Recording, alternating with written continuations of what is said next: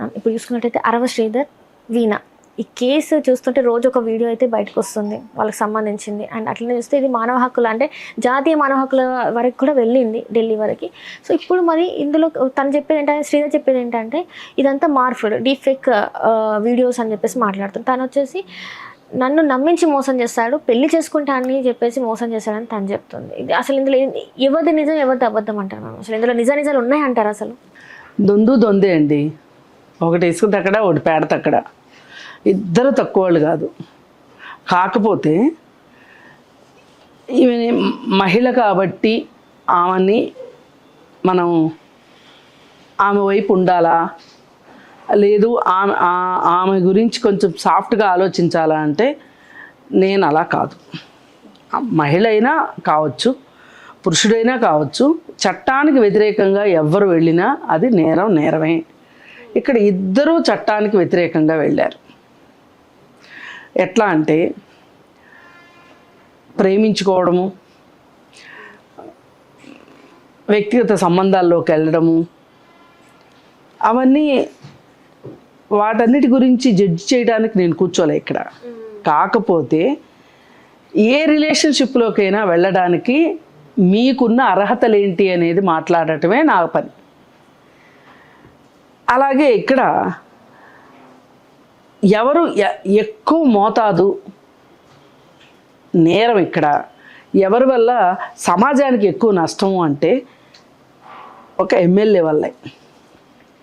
ఎందుకంటే ఒక ఎమ్మెల్యే గాల్లోంచి ఊడిపడ్డాడు, ప్రజల్లో పనిచేశాడు, ఒక పార్టీని నమ్మి బీఫామ్ ఇచ్చింది, పోటీ చేశాడు, ఎన్నో వాగ్దానాలు చేసి జనాల చేత నమ్మించుకొని వాళ్ళకి ఒక ఆశను కల్పించి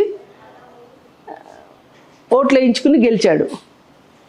పైగా ప్రమాణ స్వీకారం కూడా చేశాడు, రాజ్యాంగం మీద ప్రమాణం చేసి. మరి ఇంత చేసిన తర్వాత ఇతనికి నైతిక విలువలు ఉండక్కర్లేదా? ఇతను ఎలా ఒక మహిళ వచ్చి ఐ లవ్ యూ చెప్పినంత మాత్రాన, ఫోన్ చేసిన మొదటిసారి 2 గంటలు మాట్లాడినంత మాత్రాన ఆ మహిళతో వివాహేతర సంబంధం ఏర్పరచుకునేంత దాకా వెళ్ళాల్సిన అగత్యం ఏంటి ఒక ఎమ్మెల్యేకి? నేను ఒక ఎమ్మెల్యేని, ఒక బాధ్యత గల పొజిషన్లో ఉన్నాను. నేను నలుగురికి మార్గదర్శకంగా ఉండాలి. నలుగురు నా దగ్గరకు వస్తే నేను మంచి ఏంటి చెడు ఏంటి చెప్పాల్సిన పరిస్థితిలో నేనుండగా, అంతటి బాధ్యతలో నేనుండగా, ఒక మహిళ ఫోన్ చేసింది ఇంతే చాలని 2 గంటలు మాట్లాడి ఆ మహిళతోటి వివాహేతర సంబంధం కొనసాగించి, పైగా ఈ మధ్యలో ఆమె ఒక్కోసారి వెనక్కి తగ్గితే ఆమె వైపుకి వెళ్ళడానికి ప్రయత్నం చేయటము, ఈయన వెనక్కి తగ్గితే ఈయన వైపు రావడానికి ప్రయత్నం చేయడము, ఇదంతా ఒక సినిమాలో చూపించినట్టు ఒక హీరోయిన్లు దోబుచ్చులు ఆడుకున్నట్లుంది తప్పితే వాస్తవంగా సమాజంలో ఒక ఎమ్మెల్యే, ఒక ప్రజాప్రతినిధి ఒక మహిళతో చేయాల్సిన పనులు కాదు ఇవి. అసలు ఈయనకి ఇంత టైం ఎక్కడ దొరికిందో నాకు అర్థం కావట్లేదు. 2 గంటలు మాట్లాడటానికి ఆమె వలపు వల విసిరింది అనుకుందాం. అసలు ఈ చేపే ఎలా దొరికింది, ఎందుకు పడింది ఆ వలలో? ఆలోచించాలి కదా. నేనేమి ఆమె 100% ఆమె కరెక్ట్ అని నేను అనట్లేదు.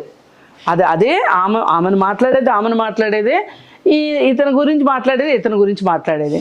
ఇతని గురించి మనం ఎందుకు ఎక్కువ మాట్లాడతాము అంటే, ఇతను ఒక ప్రజాప్రతినిధి, ఇతను ఒక జవాబుదారీ చెప్పగలిగే పరిస్థితిలో ఉన్నాడు. ఆ మాటకు వస్తే ఎవరికి వాళ్ళు వ్యక్తిగతంగా ఎవరికి వాళ్ళు జవాబుదారీలే, కాదని అనట్లా. కానీ ఇంకా 4 అడుగులు ముందుకేసి ఆయన ప్రజల మనిషి, ఒక నియోజకవర్గానికి ఎమ్మెల్యే. అట్లా ఎట్లా చేస్తాడండి అసలు? కాదంటే కత్తులు పెట్టి కోసుకోవడాలు, అప్పుడెప్పుడు గోరంట్ల మాధవ్ చేసినట్టు బట్టలు ఇప్పేసి తిరగటాలు, ఇవన్నీ అసలు మీడియాలోకి రావటం చూసారా? ఇది అసలైన దురదృష్టం. అంటే అట్లనే అసెంబ్లీలో వీడియో కాల్ చూసినట్టయితే ఇవాళ అసెంబ్లీ వాళ్ళిద్దరు, అంటే తన అసెంబ్లీకి వెళ్ళినప్పుడు అప్పుడు కూడా వీడియో కాల్లోనే ఉన్నాడు తను. అదొక ప్రోటోకాల్, మనం అట్లా చూడొద్దు, అలా కాల్ చేయొద్దు, వీడియో కాల్లో ఉండొద్దు అనేది కూడా లేకుండా తను ప్రవర్తించడం, ఎమ్మెల్యేగా ప్రవర్తించడం ఎట్లా? ఎప్పుడున్నాడు? తను వీడియో లీక్ అయింది, ఆమె వీడియో లీక్ చేసింది అనమాట. అతను అసెంబ్లీలో ఉన్నప్పుడు కూడా వీడియో కాల్ చేసింది. అవును, ఈ దేశ దౌర్భాగ్యం అలా ఉంది. సాక్షాత్తు పార్లమెంట్లోనూ అసెంబ్లీలోనూ వస్తున్నారు ఫోన్లో. వీళ్ళకి ఇంత బుద్ధి జ్ఞానం లేకుండా తయారయ్యారు. మరి తయారైనప్పుడు ఇలాగే ఉంటుంది, ఒకళ్ళని చూసి ఒకళ్ళు. అసలు రేపటి నుంచి ఏంటంటే ఎగ్జామ్ హాల్లోకి ఎలా అయితే సెల్ ఫోన్లు అంగీకరించారో అట్లా బయట సెల్ ఫోన్లన్నీ బయట పెట్టి లోపలికి రావాలన్నమాట. ఆ రూల్ పెట్టేదాకా ఇలా ఆగేటట్లు లేరు.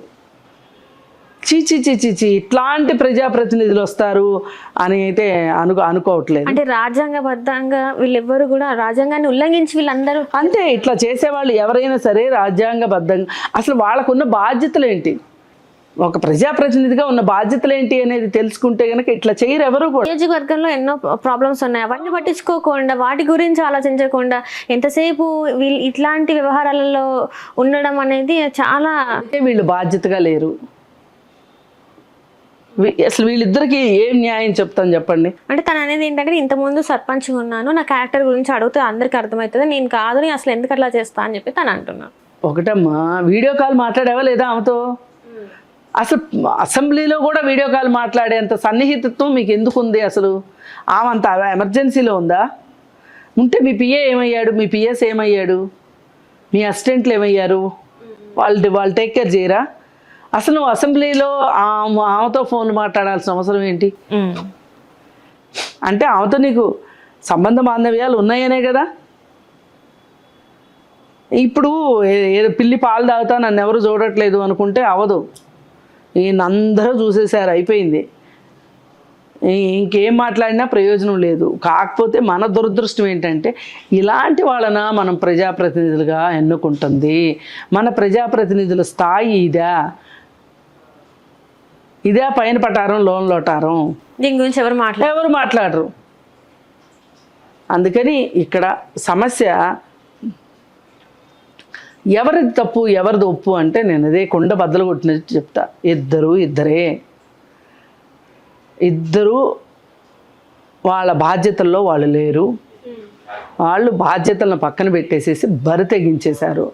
ఇంక ఇట్లాంటి వాళ్ళకి శిక్షలు ఏంటి అంటే ఆయనకైతే ప్రజలు చెప్తారు బుద్ధి, మరి ఈవిడికి ఎవరు చెప్తారు బుద్ధి అనేది ఆలోచించాలా. పైగా ఈమె మొగుడిని కొట్టి మొగసాలకు ఎక్కింది అన్నట్లు ఈమె ఇప్పుడు ఇంత చేసిన తర్వాత మళ్ళీ ఎన్హెచ్ఆర్సీకి ఏ మొహం పెట్టుకుని వెళ్ళిందో ఏమమ్మా.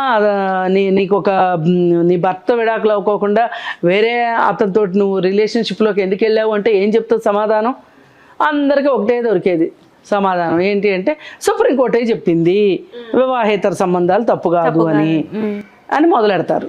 కానీ అందులో కూడా సుప్రీంకోర్టు ఏం చెప్పిందనేది వీళ్ళకి ఇంతవరకు అవగాహన లేదు. దానిలో ఎవరు వివాహేతర సంబంధం పెట్టుకోవచ్చు, మేజర్లైన ఇద్దరి మధ్యలో వివాహేతర సంబంధం తప్పు కాదు అని తప్పితే దానికి కొన్ని ఆంక్షలు, కొన్ని లిమిటేషన్స్ పెట్టింది. అవి నేను ఇందాక చెప్పిన లిమిటేషన్స్.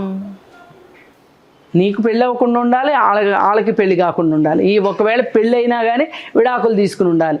ఇంకో వివాహ బంధం ముడిలో మీరు ఉండకూడదు, ముడులు ఉప్పదీసి ఉండాలి అనేది వాస్తవం. అది వదిలేసి ముందు పట్టుకొని ఊరేగుతున్నారు వీళ్ళు, ఇట్లాంటి వాళ్ళు. అందుకని ఏది ఏమైనప్పటికీ ఇట్లాంటి ప్రజాప్రతినిధుల మట్టుకు ఈ తెలుగు రాష్ట్రాలకు వద్దు అని చెప్పాలంటే.